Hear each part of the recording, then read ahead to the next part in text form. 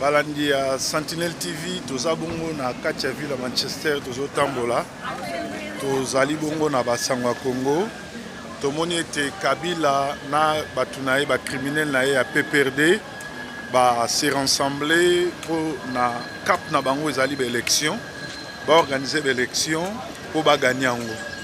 Mais comment se fait-il que Mboka ezali occupé, Mboka ezali bongo na bamboka bapaya et bapaya na bazo sala nyonso pote ba meka ko gagner l'élection, ba organiser l'élection pe ba gagner yango, mais ba politiciens oyo ba yebi vérité à masolo Congo, o ba yebi makambo nyonso tout ole ba telema ba bengana ba criminel oyo pona récupérer Mboka, bango bazo tika batu oyo baza ba criminel.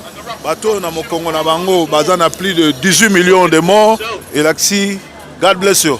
God bless you. Yeah, bless you. Donc, bateau oyo bazali bongo ba criminel, bateau oyo bazali bongo na 18 millions de morts na Mokongo na bango. Bazo tika bango, ba s'organiser pour ba kena ba élection, ba tricher, ba boma, pe ba yiba. Alors les Cambodgiens toujours interpellé les combattants, toujours interpellé l'opposition, soit l'Iran, soit les alliés.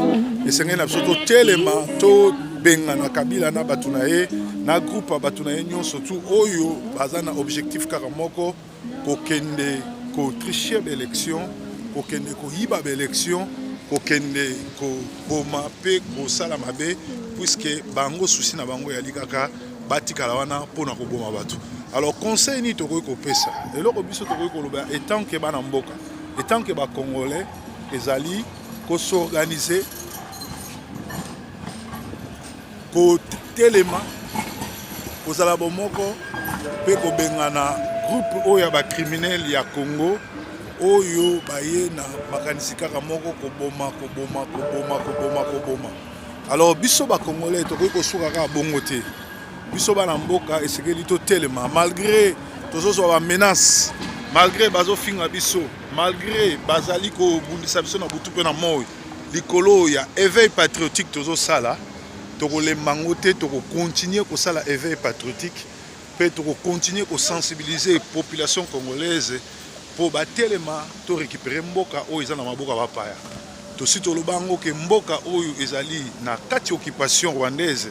Bozali bongo na ba généraux rwandais bazo diriger na armée, bozali bongo na Kabila ye moko aza congolais te c'est rwandais, bozali moko na batu ebele na sénat na parlement bazali bongo ba rwandais, bozali bongo na Ruberwa oyo atie grand frère na chef coutumier na mboka Congo na est ya Congo azali bongo rwandais, batu ndenge wana tokoke na bango ni na élection ni na dialogue parce que baza bapaya esengeli to benga na bango soki to benga ni bango nde na ngongana to kokoka ko libérer mboka mais soki bino bolobi ete to kena ba élection na bapaya to kena ba élection na ba criminel to kena ba élection na bato baza ba ennemi ya Congo ezali tozali bongo ko légaliser bango tozo pesa bango pouvoir tozo pesa bango makasi tozo pesa bango nyonso. Tala Kabila sali plus de 16 ans na Congo, azo massacré, azo boma pe atiki ba étranger bazo a possession mboka. Tala mboka mundele chaque jour bazo tonga, Kenya bazo tonga, Somalie bazana ba métro banini, mais na Congo tozata na autoroute te. Macky Sall azali bon président, il y a Sénégal ba voté kaka asali 5 ans asali autoroute a construire biloko ya minene. Biso social yate ba morgue ezate ko boma batu mikolo nyonso pe bazolinga kokena ba élection oyo bango moko baza prêt pour nako tricher pe ko gagner ngo dona ngonga oyo tozo senga na sindika ndokolo na opposition nyonso basangana po ete kozwa contact na armée angolaise pe ba armée mususu pour na kobenga na Kabila. Kabila ayaki na minduki, Kabila okena ba élection te, Kabila fois ke na minduki.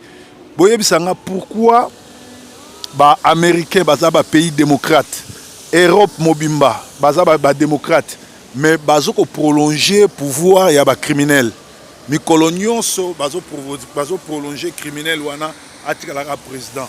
Et ko loba nanu ba lembiete, et ko loba bazali toujours na posa na ye, et ko loba ba sakani na biso, pe ko loba ke armée na biso na pour opposition na biso eza bongo ba corrompi ba maile mukuse. Alors biso ba oyo tozobundela mboka esengeli na biso tosangana toyeba sikoyo eloko nini tokoki kosala ndenge nini tokoki kosala mpona complot international oyo eza contre le Congo oyo esengeli to récupérer mboka na biso. Un pays sous-occupé ne va pas dans les élections que l'occupation organise parce qu'il ne les gagnera pas. En 2001, Kabila a commis le pouvoir, Azaki même na âge de constitution et sénateur comme président. Basali constitution, bataille on a mesure naé et salami. En 2016, Jean-Pierre Mbemba a gagné l'élection. Il a accepté l'inacceptable. Il a foutu mbongo lelo azo se retrouver na mboka ya laé et sikawapi aza na prison. En 2011, papa Etienne Tshisekedi a gagné l'élection. Pe a perdu qui en côté mais ba botoli yango parce que ça occupation. Ça fait lelo 2 ans déjà depuis 2016 toujours que en 2018 Kabila a 6 mandats ceci là. Pourquoi ça toujours Congo, a toujours président na Congo et pourtant ils ont mérité en côté. Donc nous surtout on a essayé de surtout poser kaka ba question té mais to yeba koyeba que tozali bongo occupé. Tozali bongo na sous-occupation.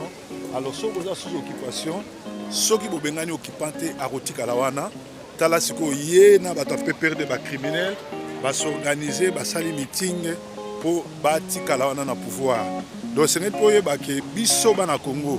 Ceux qui to bundité, mutu moko te obundela biso, ceux qui to se décider te to benga kabila, mutu moko te benga na biso yé, et sengé na biso biso moko ba na mboka. Tout ça, la moto benganaï aux amaram. Donc, Ezaki Bongo, nouvelle en bref, Lelo André qui a Manchester Town, na proverbe 30-30, Bako Finga, Bako Lemba, Bako Tonga, Bako Lemba, Bako Boma Biso, Bako Lemba, Bako intimider Biso, mais tout ça intimidable parce que cause na Biso, Ezali Bongo logique, pe Ezali Bongo normal, pe Ezali Bongo cause moko normal, tout ça bunda pona mabele na Biso. Toujours pour héritage na biso, toujours pour richesse oyo nzamba tikela biso, biso bana mboka to sala bomoko, to keba na ba collabo, to keba na ba toiser la distraction, to keba na ba nyonso oyo bazo la soma kamezanga tina. To lobiete opposition ba s'organiser, ba bana ba manifestation ndenge bandi na Goma, Kinshasa, Kananga, Kikwit, le D Kasai, c'est-à-dire na ba Congo ba s'embraser. Bengana occupation rwandaise parce que un pays sous l'occupation n'organise pas des élections et un pays sous occupation commence d'abord à chasser l'occupation avant d'aller aux élections. Sinon, tu peux comprendre que l'Amérique n'a pas batiki Kabila te, balingi mingi pour servir bango ndenge